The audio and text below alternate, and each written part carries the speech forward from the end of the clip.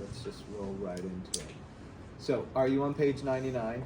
Do you have page 99 done in your notes? It's going to be Pythagorean number 6 distance formula. If you do, you're turning there to go through the notes. If you don't, just go straight to creatormath.com and pull up this page and go through the notes with me. All right, so this lesson's going to be, this is the final lesson of Pythagorean Theorem. You're going to be out of this unit and into a new unit all of a sudden after this lesson right here. All right, so Pythagorean Theorem number 6, distance formula. If we have 2 points on a graph, how can we find the distance between them? And I would have liked to have written using the Pythagorean Theorem in there. So everybody say Pythagorean Theorem. Man, it's hard in the morning, huh? Everybody say Pythagorean Theorem. Try it one more time. Say Pythagorean. Okay, good. Why is this word so weird to us? It's a really old word. How many years old? A couple thousand. It's approaching 2,000. I think it's 1,700 or something. I'm not sure what it is. I forget. All right. So it's an older word for us. It's from the name Pythagoras. That was the guy's name that discovered it. He didn't invent it. He just discovered it because the relationship has existed all along. Okay. It's been there the whole time right in front of us. And I would say to you right now, there's a lot of discoveries we humans have not made yet. They're right in front of us all the time, and we can't see them. You ever heard that concept of hidden in plain sight? I met this jeweler once, and he said if you have a lot of jewels in your house, right, something of value, and you want to hide it, would you put it in the safe? He said, don't put it in the safe. He said when people come to steal your jewels, the first place they go is just grab the safe, load it in the truck, and drive away. He said, put a bunch of rocks in the safe. This was him telling me. I didn't ask. He was a jeweler. No, that's not the past. That's the past. Yes, I think that. There you go. Yeah. So he said, put your jewels right up on the mantle above the fireplace, like right in plain sight. Just put them up there. And then fill the safe full of rocks. Why? Because they'll steal the safe and they'll never even look. It's not intuitive that you're going to put your valuables right in plain sight, right? So a lot of things in life, there's a lot of valuables hidden in plain sight. It's kind of human of us to overlook a lot of things. This relationship existed forever. Only until this guy goes, hey, this relationship exists. Now he gets credited for discovering this, right? Didn't invent it, discovered it, and just realized it's there. So what is the Pythagorean Theorem? The Pythagorean Theorem, the way I like to write it, is leg squared plus leg squared equals height squared. Go back through the lessons. I don't want to spend too much time on it, but we will. We'll talk about the different parts of the triangle. What are the two names for the sides of a triangle that we're going to use for Pythagorean, specifically a right triangle? What are the two names of the sides? Hypotenuse and leg. Everybody say hypotenuse. And you spell it this way, hypotenuse. Say hypo. Ten. And use. That's how you spell it, because I can't spell this word, right, without you breaking it down that way. And then when you say it, you're trying to blend it all together. So instead of saying hypotenuse, you're saying hypotenuse. You okay with this? That's the longest side and the side across from the right angle. I'll draw it up there in a minute. We've drawn it before. I just want to focus on the formula for a second here. Now, what's the formula you may have learned from another class prior to this class? What's the one you may have learned prior? A plus B plus C. Close. What was the other one? A squared plus B squared. Don't forget this part. Don't forget the part. It's a squared plus b squared plus c squared. But kudos to you to remembering the a, b, and c, right? I'll go with, look, our learning goes in phases, right? If you can state a little bit, it's more than stating nothing. You with me? So I encourage you to keep stating what you know and then add to it. Don't forget the power 2 on each one, because that means it's a square. It's literally a square. It's a squared, right? It's b squared equals c squared. Everybody say that one. Say a squared plus b squared equals c squared. Say that one. Go fast. Good. And you did it better than me. I couldn't even get it out right there. So this would be, for example, a squared plus b squared equals c squared. You okay with that? And I'm rewriting it my way because I feel like this will help you use it better. Jeremy, focus on this, please. Okay, so what does the squared mean? It literally means, focus. It literally means, right, that you're dealing with a square in this case. How many dimensions is a square? 4. Careful. Oh, 1. Careful. How many dimensions is a square? 1 dimension. Okay, so review with me. Ready? This is a short review, just to bring you all back together, right? What shape is this? Everybody say line. How many dimensions? 1. This is 1D. Okay, what shape is this? Rectangle. I'm trying to do a rectangle. How many dimensions? There's 2. So be careful here. I know exactly what your brain's doing when you say 4 dimensions. You're thinking this, you know, you're thinking like that, right? That's not totally wrong for your brain to think. But the way it works is, here's the dimension here, x. Here's the dimension here, still x. Now you're adding to it y. That's the second. And then what's that third? What shape is this? How many dimensions? How many? How many dimensions? 3. Yeah, I'm not tricking you, right? It's going 1D, 2D, 3D, right? This is the context you need to put all this stuff into. Now we're dealing, and what is it? It's the x still here, it's the y still here, and now you add to it a x, y, and go for it. Trust yourself. What's the third dimension called? There's x. Man, it's morning time, huh? It's really I'm feeling the morning. X, y, and what's the third dimension? Z, you guys. This is one of the times in math that actually makes sense. There's a lot of times in math I agree with you. It doesn't always make sense. This one comes out Z, all right? So you're dealing with this kind of shape here. When you're dealing with this, a square is 2D. What are the 2 dimensions? X and y, right? Those are the 2 dimensions. So you're talking about the area of the square created by one of the legs of the triangle plus the area of the square created by the other leg of the triangle being combined, equaling the area created by the square of the hypotenuse of the right triangle, right? That's just the background, just to roll through all the other lessons we've had so far. And let's go for this one. Let me try to keep going. If I want to know the length of the hypotenuse, I can take the square root of both sides, like this, and I can do height equals square root of leg squared plus leg squared. Got the 2 right there. Sign it and take the pass. Is that what Adrian wanted though? What did you want? What were you asking?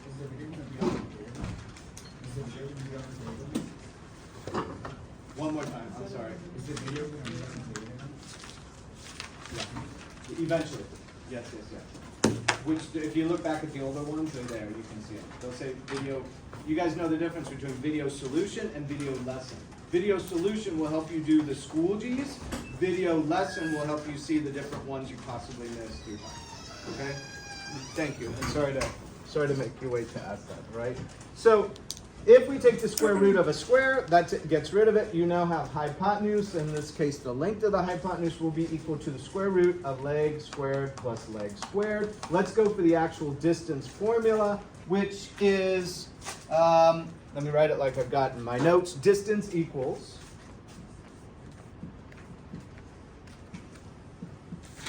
square root of, and we're going to break out how to find the legs here. We're going to do y2 minus y1 plus x2 minus x1. Both of those are squared just like each of the legs. So this becomes y2 minus y1 is one of the legs. x2 minus x1 is another one of the legs of the triangle. And now you're trying to ask yourself, how does this work? Let's try to explain a little bit more of this distance formula. Where? Go back to our Cartesian coordinate plane. This is an x, this is a y. Those are your 2 dimensions, right? Because we're dealing with a 2-dimensional shape. In this case, a right triangle. We have a point down here, which would be some value of x1 and some value of y1. We have another point on the Cartesian coordinate system up here, which would be another value of x2 and a y2. So these are their locations. We came over to an x here, we went up to a y here. We just numbered it 2 because we numbered this one 1. 2 points connected, and we want to know the distance between them. All right, so what is the distance between these 2 points? How does the Pythagorean come into play? Well, if you notice, if we extend this dimension over this way, and this dimension over this way, what type of triangle is produced? Right? Repeat after me. Right triangle. This is the right triangle. There's, Can you tell me what the name of the sides are? Maybe that's something I should ask you, right? What are the names of the sides in this case?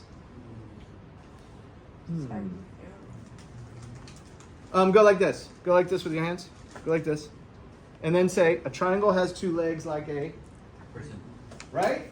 So there's two legs up there. Do you know where they are? Which sides are named legs?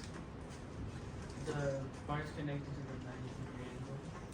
The sides connected to the 90. So this becomes a leg, this becomes a leg, and this becomes the height. Notice that the height is the longest side and across from the largest angle across from 90. Both of our definitions that we've used in prior lessons. Well, do you notice that now our distance between these 2 points has started to look a lot like the Pythagorean theorem? You've got this idea that if I square this leg, add it to this leg squared, it will add up to the hypotenuse squared, right? And so I'm back to this distance formula. Well, in this case, where does the y2 minus the y1 come from? I'm going to try to draw an arrow here and break this triangle out for you and show you that, I'm going to recreate the right triangle. Here it is here. Notice that the distance here of this leg, how long this leg is the distance between here and here, which is y2, and all the way down to here, y1. So this is y2 minus y1. That's the length of that leg. Likewise, the length of this leg is the distance between, if we go to x2 here and subtract from it x1, so we take the longer x, x2, subtract from it the x1, we're going to get the length of this leg here. Okay, and this is the height distance, height. This is the distance we're trying to find.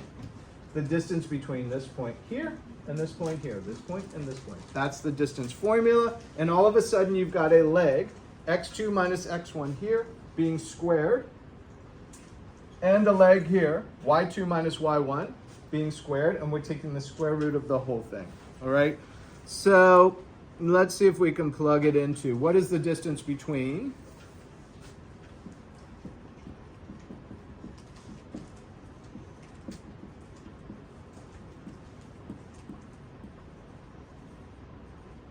2 points?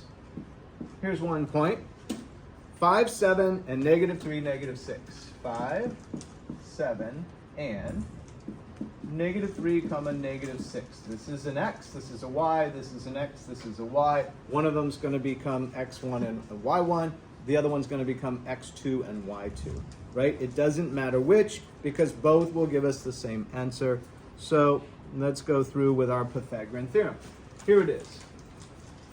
And I don't actually, do I draw this out on here? Oh, in the notes I draw it out, sure. So where's 1 point? Here's an x, here's a y. 5, 7. So we go up 5 on the x. 1, 2, 3, 4, 5. And we go 7 up on the y. 1, 2, 3, 4, 5, 6, 7. So right here, this is 5, 7. That's 1 point. When we plot this one, the x is -3, 1, 2, 3. And it's -6, 1, 2, 3, 4, 5, 6. There. I didn't even have graph paper, but I'm pretty close. It's not perfect. -3, -6 is this location. We want to know the distance between them. So we start to see that there is a right triangle formed right here. Okay, there's a right triangle. We start to drop in the Pythagorean theorem, which is height squared equals leg squared plus leg squared. Okay, then we start to break this out, and we say one leg is y1 minus y2, right? So a leg equals y2 minus y1, and a leg equals x2 minus x1, and we proved that right here. We showed how that's established for each of the legs. And we're going to take the square root of both sides, so now we start to have this distance between the 2 points equal to the square root of leg squared plus leg squared, which in this case is y2 minus y1 squared plus x2 minus x1 squared. Okay? And now we start to look at what are these values, right? If this one here is x1 and this one here is y1, wait, let me see if that's how I laid it out. X and Y. Which one did I call which? I would like to do it the same way if possible. Okay. And then so this one would be x2 and this would be y2. Right? So point 1 is 5, 7. Point 2 is -3, -6. Right? And now we're starting to put them into what looks like a complicated formula, but as we start to break it down, it hopefully will simplify a little bit. Let's start with y2, -6. And this is going to be minus y1, which is over here, 7. Right? We're going to square this whole thing and add it to x2. Now we're coming over here, -3. And notice that I map these out, helps me plug them in one at a time. So x2 now, -3, going to be minus x1, which is 5. And we're going to square the result of this. So let's see if it'll clean up a little bit. Distance equals square root of, what is a -6 minus a 7? It's -6 going down 7 more, so -13. We're going to square that. Plus, we're going to have a -3 minus a 5, so -8. We're going to square that. Okay, is that the way I did both of them? Fine, okay. So let's go up here and say distance equals -13 times a -13. The negative times the negative becomes a positive. So squaring a negative number makes it a positive number. We get 169 here. So this is going to be square root of 169 plus -8 times a -8. So even though there's negatives on the square, the negative times a negative becomes a positive, and this becomes 64. The distance now equals, we're going to combine this number. And we've got the distance equals square root of 233. And in this case, because we can't simplify the square root any, it remains square root of 233, right? And all we did was combine these two within it, 233 here. That's the distance. Can we plug this into our calculator and find out an approximate number? Yes.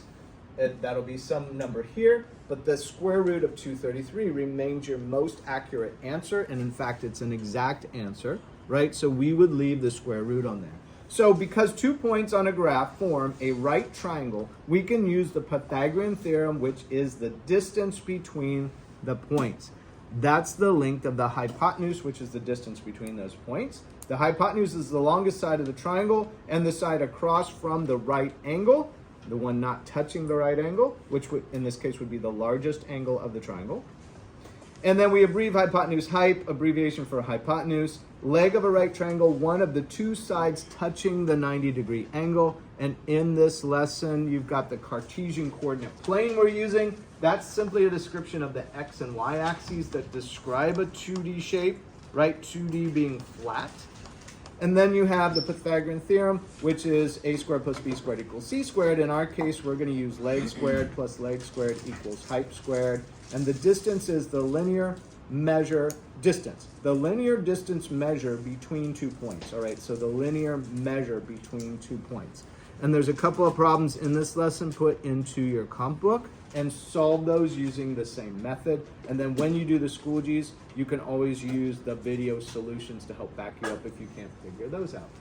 Okay, hit stop on that.